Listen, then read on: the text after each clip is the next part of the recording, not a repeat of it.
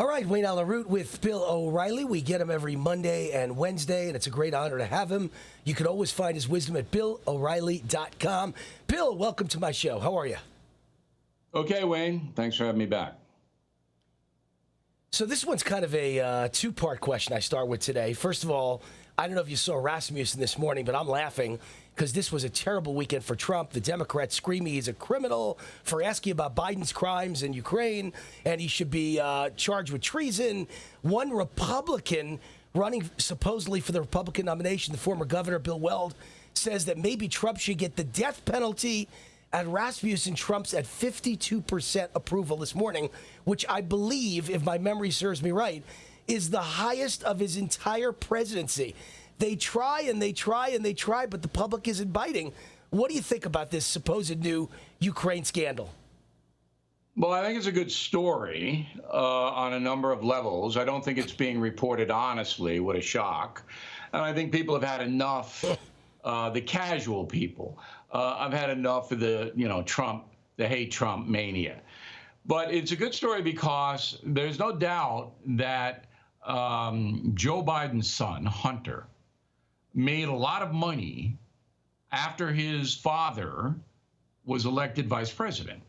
So he made millions in China, Hunter did, and then he made at $85,000 a month signing on to an energy corporation in Ukraine as an advisor when Hunter Biden doesn't know anything about energy, doesn't have any background at all.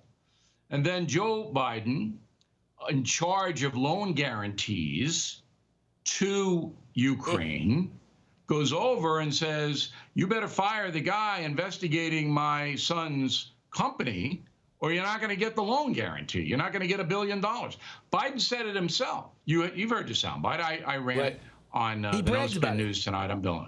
Yeah. He said, I went over and I strong-armed him. Well, that's pretty dubious, I would say.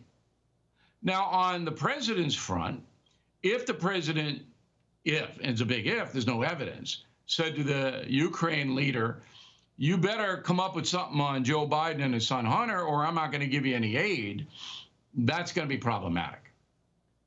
But if that didn't happen, and there's no evidence that it did, then the story is just another charade. I think it hurts Biden more than it hurts Trump.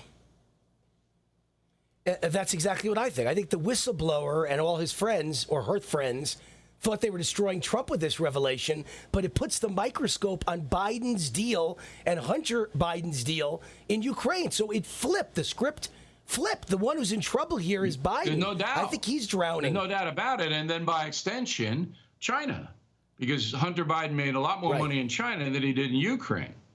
So, it's be careful what you wish for.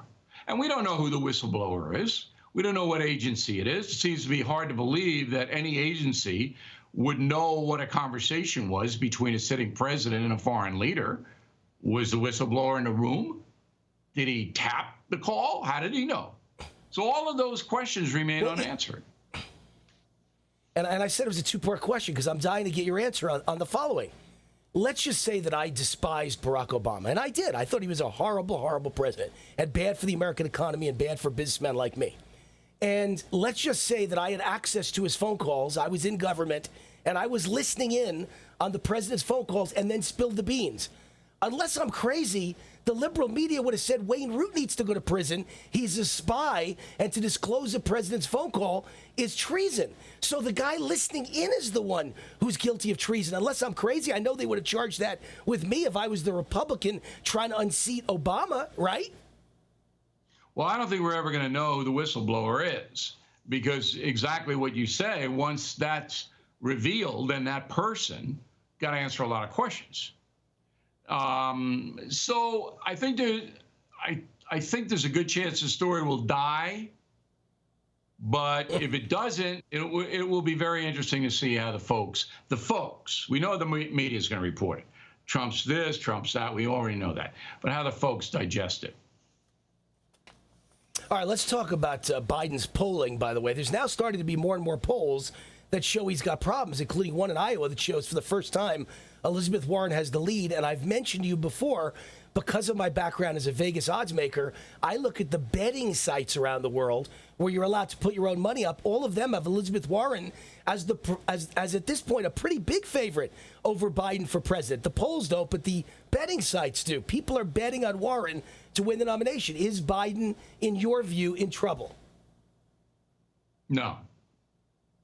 I don't believe Elizabeth Warren's going to win the nomination. She may win Iowa because Iowa caucus is far left. But I just don't believe that the Democratic Party is going to back a socialist. I don't. I could be wrong. I've been wrong before. I think in 1997 I was wrong.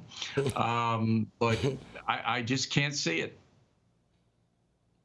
All right. Listen, what I'm thinking is that someone new is going to enter because they can't have Warren and they can't have Biden. I think he's radioactive and he doesn't know where he is half the time or what state he's in or what he's saying or what the population of America is. He just said his economic plan would add 720 female jobs to the workforce. The guy doesn't have it anymore. So I don't think the answer is Biden or Warren. I think it's they got to bring someone else in. I think in the next few months. What do you think about that idea? All right. Well, it's not out of the realm of possibility, but they're going to have to start pretty soon because you got to get on the ballot and find somebody in the primary states, and the ballots have closings. Very quick last question because we're running out of time. Michelle So it's got to be quick. somebody like that. They can show up to the convention, I guess. Right. Right. That's what I was thinking. Yeah. Very quick because they're telling me we got to wrap up. But Iran is looming over the UN as the General Assembly begins in New York, and Iran's beating war drums, and Trump's sending troops to Saudi Arabia. Is Trump right now in danger of getting us to another quagmire in the Middle East? Quick answer. He doesn't want it. You read my book, which is out tomorrow, The United States of Trump. Make it clear, Donald Trump does not want war. He doesn't want it. It's not good for business, not good for him.